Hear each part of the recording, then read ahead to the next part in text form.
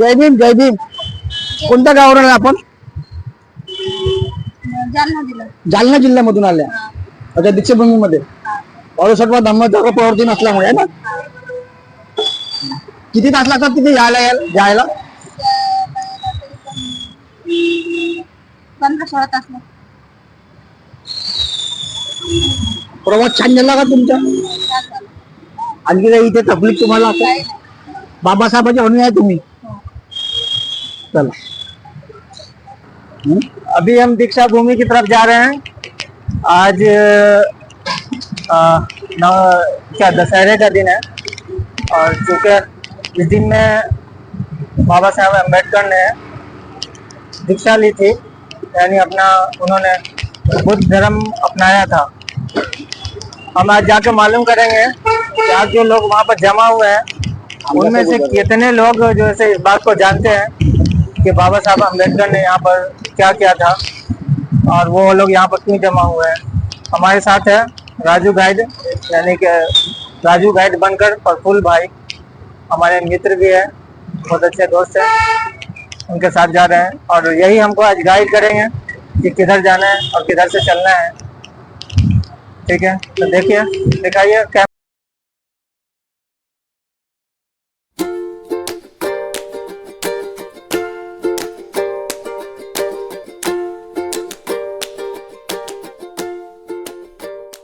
यहाँ पे पार्किंग चूंकि हमको लगाने नहीं दिए, भीड़ ज्यादा है इस वजह से, तो अब हम जाएंगे सेंट्रल जेल के अंदर पार्किंग लगाने. जेल के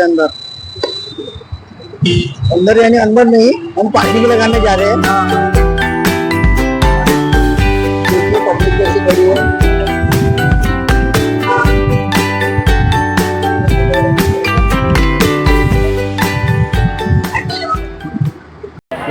यहाँ से नहीं दिख रहा, वो उधर से लेना था तुम्हें. फोटो बराबर आते हैं. इधर इधर इधर. हाँ, जब पूछे बोलना. अस्सलाम वालेकुम. हाँ बोलो आप बोलेंगे. जी लिखो भाई. अभी आपका नाम जरा बताइए. मेरा नाम बलवंत करुणापति महादेव चंद्रपुर. ये यहाँ पे जो लोग जमा हुए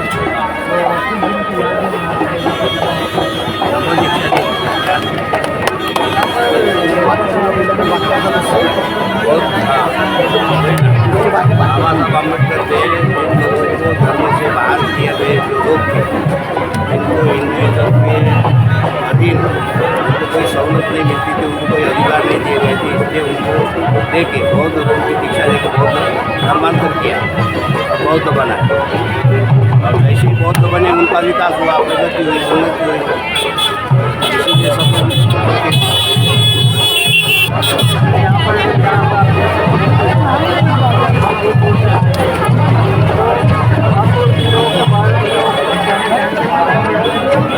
बोलने की जरूरत नहीं, वो भी आते हैं. किसी को पैसे से खरीद के लाया गया नहीं, किसी को धमकाया गया नहीं, अपने आप ही आते हैं. तो जो उपकार जानना चाहते हैं बाबा साहब ना होते तो हमारा जीवन कहीं का नहीं. सभी इससे आते हैं और आना चाहिए, लेकिन इसकी एकजुटता सत्ता की भी जरूरी है, लेकिन वहाँ कुछ नहीं, सब खेल है.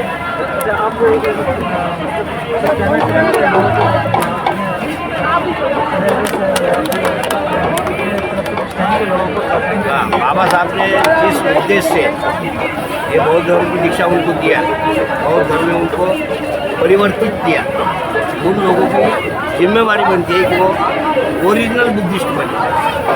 अगर वो बुद्धिस्ट उन्होंने साध्य किया तो ही बाबा साहब का सपना पूरा हुआ, बाबा साहब का कार्य सफल हुआ. यही मेरा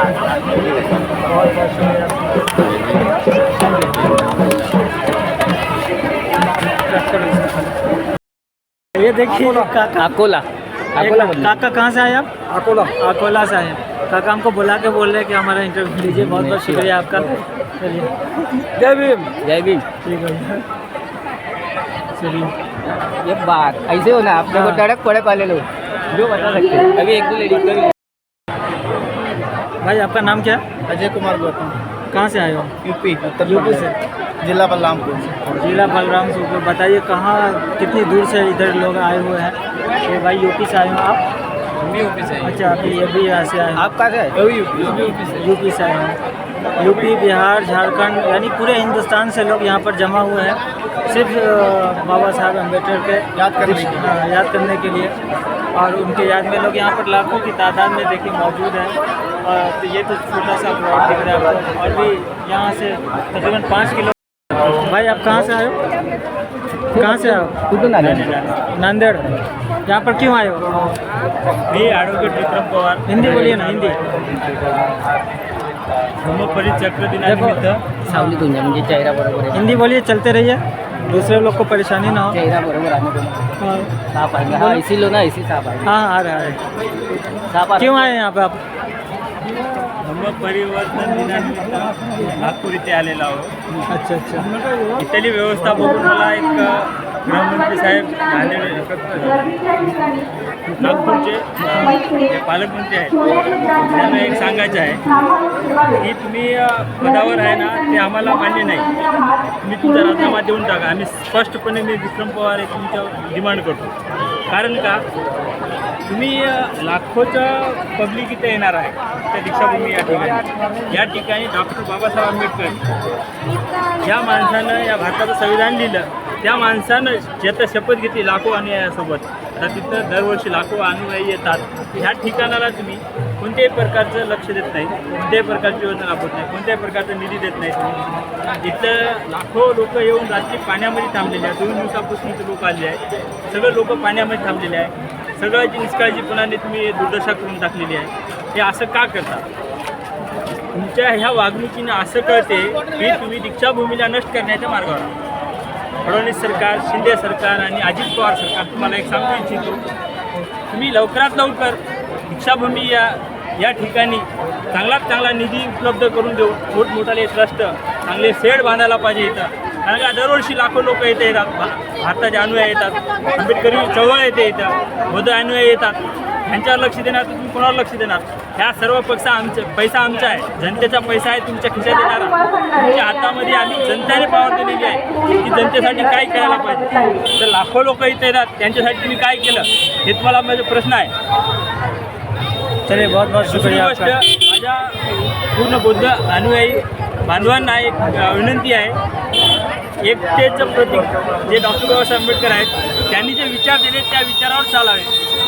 आता मला वाटत नाही की आमचं बौद्ध भाऊ बांधव एकतेवर चालत आहे, बाबासाहेब आंबेडकर यांच्या विचारावर चालत आहे. पूर्णपणे भडकून गेलेलं आहे. या राजनीतीच्या चक्रामध्ये हे सर्व भाऊबंदकीला आमच्या गुमराह करत आहेत. हे BJP सरकार, RSS सरकार, RSSचे लोक हे बंद करणं गरजेचं आहे. नाहीतर तुम्हाला आम्ही प्रत्युत्तर देऊ.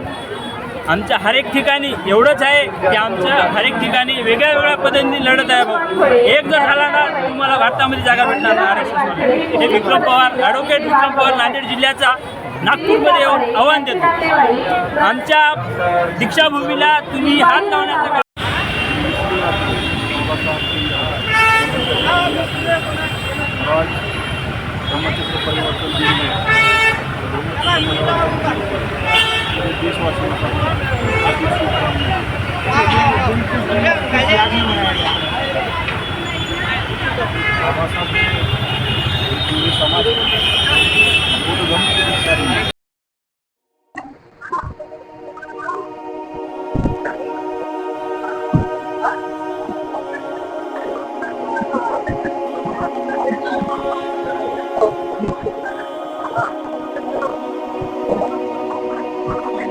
सर